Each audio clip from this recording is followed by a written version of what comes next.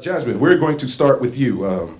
We said that you're an alumni of Jackson State University. Honda has a long history of supporting and celebrating HBCU culture. As an HBCU graduate, what does it mean to you to lead programs like Honda Battle of the Bands that give back in such meaningful ways? Absolutely. So thank you all for being here, first of all. I am a graduate of the greatest HBCU on the planet, which is the Jackson State University. Mecca's still in the building. But, you know, the way I answer that question is I'll tell a story. So last week I was scrolling on Facebook and I looked at the memories of on this day. And in 2011, I was traveling to Atlanta to see the Honda Battle of the Bands as a Jackson State student to support my friends who were in the boom. 14 years later, I'm leading the Honda Battle of the Bands. So that continues to show not only Honda's full commitment, but a full circle moment for myself as well. So I'm super excited to be here. I think HBCU culture on full display today. So that definitely for me is my story and why I'm excited to be here and lead in this role. Nick, good morning. How you doing? My brother, it's an honor, privilege, and a pleasure to be here. Okay, thank you. We all remember you from Drumline. If you had to battle on the field here today, do you think you could keep up?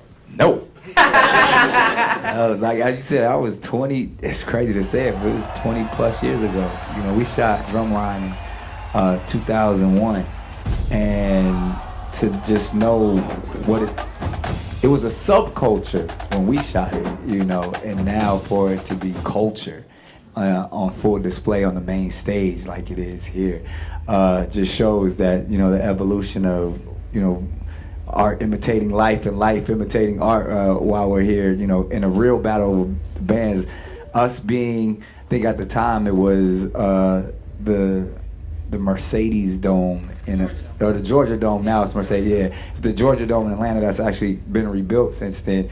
But it was fictitious, like something of this magnitude. They're like, nobody would ever, you know, do that. And to see that now, 19 years, it's been going at that level and beyond is amazing, man. So to say all of that is like, no, I don't have the same skills, but to see the evolution is quite remarkable. Okay, and just to build on that question, HBCU marching bands are known for their show-stopping performances.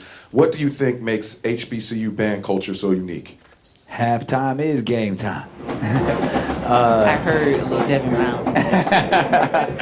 Nah, I mean, that's really what it is. And our culture is so rich in so many different entry points and levels. And when I say our culture, even if you want to pinpoint HBCU culture, when someone goes to a black college, they can be in journalism, media, they can be in sports, they can be in any aspect of entertainment, you know, medicine, what as we know.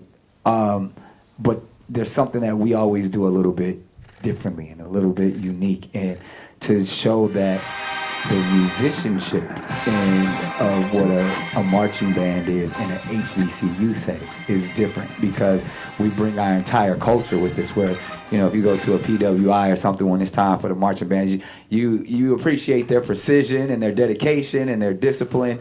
But when an HBCU marching band plays, you feel the spirit. You hear music that you grew up with. You see the spirituality in it. You hear the resilience. You feel the pain. You feel the emotion of what it takes to be the best of the best at your craft. And because that's what, you know, music specifically was always a outlet in our community to make sure that, you know, to take our mind off of any hardships in life. You know, we either gonna play some music or listen to some music, and you feel that when every time one of those young people hit the field. Yeah, they say three things bring people together: food, music, and sports. And Honda's doing that music today. It is. So and sports. This is still a sport. You know, let it be known. Nick, another one for you. Yes, sir. What message do you hope fans and students take away from this event here today? Community. Simple as that, you know, coming together where we can commune and unify in a way that, specifically in the times that we're currently experiencing in 2025, people need to come together so, we can heal together. Specifically in Los Angeles. I mean, it's a beautiful thing what Honda's doing, and SoFi, and, in the midst of, the catastrophic fires that this city has experienced, to see community come together, even at a time where it's like, okay, can we party yet? Can we have a good time? And then, but to show, yeah, we're gonna have a good time in spirit and celebrate the people that, the first responders. We're gonna continue to feel and emote for the people who've lost loved ones in their possessions, in their homes, in their businesses. And that's what this culture has always done in times of hardship, is come together and unify. So the fact that we can be a beacon in that setting, in the city right now that probably matters the most, or needs it the most, it's an honor to be, the host here to lead that march. Good morning. My name is Zahn Damore. I'm from the Los Angeles Sentinel newspaper. So Nick, I grew up watching you. I used to love the Nick Cannon show and everything that you've produced. So after over 2 decades as a successful entrepreneur, you chose to go back to my alma mater, Howard University. How did you choose, or how did you decide on Howard University, and how did that impact you professionally? It's the Mecca. I mean, honestly, growing up in our culture, you do hear quite a bit about Howard University. Me coming from the West Coast, because I also grew up in North Carolina, so I was familiar with, smaller HBCUs like, Johnson C. Smith and Barbara Scotia. But the thing at the time, the two largest visual HBCU experiences that I witnessed at the time, or that, we would aspire, was, a different world. So I couldn't go to Hillman because realized that wasn't a real school. And Howard University, and specifically the first time I was on campus was, performing as a young man for Howard's homecoming, and just seeing the leadership there, seeing their alumni, and I was like, man, if I had the opportunity, or even before, because before I went, because I was obviously working since a teenager, so I didn't get to go when I was supposed to go. So I encouraged my younger brothers to go, and so interestingly enough, my younger brother went first, and I had to pay for his college, so and ended up going there, and he was an upperclassman, and I was following my little brother around. So it became somewhat of a family experience, and hopefully my kids are now go to Howard, and we can keep the lineage rocking. Nice. Right here, I got you, then I got you in queue. Thank you. Good morning, all. Good morning. D.L. Chandler with Urban One. Nick, I wanted to ask you, since you have some experience with dealing with friendly competitions on a show that I can't name here. You can get wild. It's about how the battle of the bands, right? So there is a competition nature on the field, but it's friendly, right? How does that play into like bands going up against each other? Does it inspire them? Does it enlighten them? How do you see that happening on the field today? I mean, you sing Drumline. I mean, like all of that's real, but it comes from a place of edutainment, as we say. It's attempting to be the best that you can possibly be. Anybody who's ever picked up an instrument or understands musicianship, it's about, being the best you can every time. And some of these, marching band directors have instilled it into these young people that it's all about excellence. And they take that with them even, once they're no longer in the marching band. And that spirit of competition is as I always say, if we're striving for excellence, I'm not competing with you, I'm competing with me. I'm trying to be the best I can possibly be. So my number one competition is myself. So I'm no Dr. Lee, but I would think that would be the message. And we're gonna go out there and be the best because we believe we're the best. And however it rates and whatever happens, we know what we bring to the table, and we know we got something that nobody else has. All right. GloRilla, first of all, good morning. And congratulations on your Grammy nominations. And hopefully, you win and bring them home.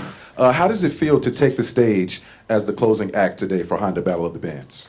I feel like a biggie. I feel blessed. and I'm just excited for it because I love the bands. Nice. And I'm sure everyone in here is excited to see you as well. So a fun question here that we have for you. If you could choose one of your songs to remix with an HBCU band, which one would it be and why? I got to say a song that's already out. Oh. Okay. Because I got some songs that's like made for the band to perform, but they on the mix though. Okay. Let us know that. It's a song called Touchdown, and it's a song called Break Me. And I want the bands to perform it so bad, but they not released yet.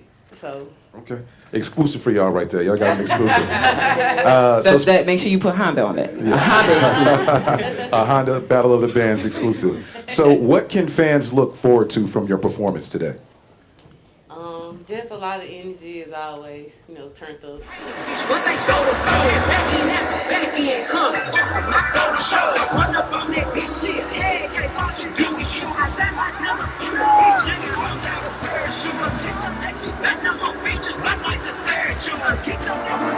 Oh my God, I have not been to a battle of the bands in that long. And so I am feeling the energy in the house, and it is great. If you're missing it, you need to come next time. I stole the show, run up on that bitch shit. Hey, can't watch you do me shoot. I said my number, DJ, you rolled out a parachute. I'm kicked up next week, that number beaches. I might just stare at you. I'm kicked up next week, that number beaches. I might just stare at you. There it goes. Don't look, it's a jail talk. There it goes. Make it bad. There it goes. Get back to there. There it goes.